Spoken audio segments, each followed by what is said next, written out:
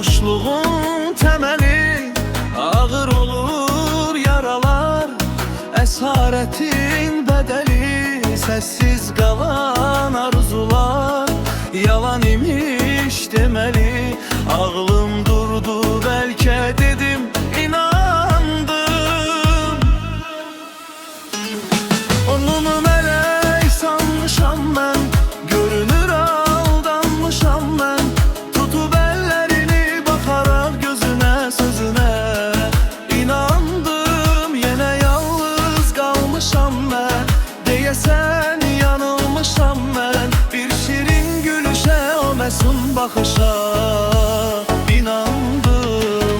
Onu melek sanmışam ben, görünür aldanmışam ben.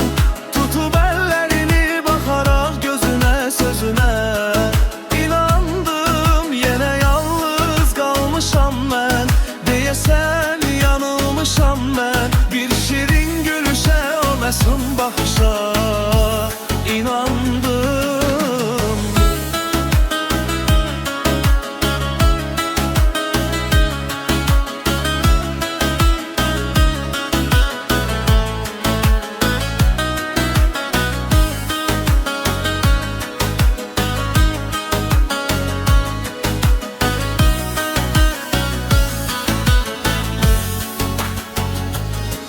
Yine yanlış kararlar, bu boşluğun temeli, ağır olur yaralar, esaretin bedeli, sessiz kalan arzular, yalan imiş demeli.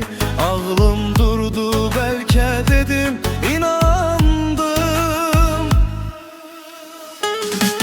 Onu melek sanmışam ben, görünür aldanmışam ben.